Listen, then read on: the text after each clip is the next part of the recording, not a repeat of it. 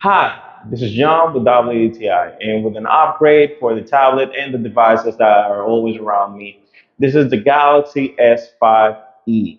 So, straight ahead, I will tell you what I like the most about this tablet is the screen. Making media or any video in any application, movies, any multimedia, it just looks awesome in here.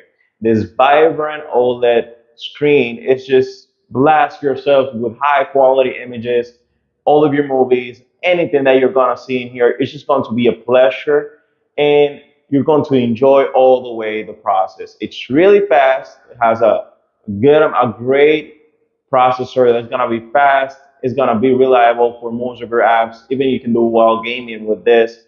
The speakers, they're fine tuned. They do the job properly. And if you're just trying to have a device that's gonna be with you that you can do like normal editing or working or watching movies, even a live session of gaming, this guy here just checks all the boxes.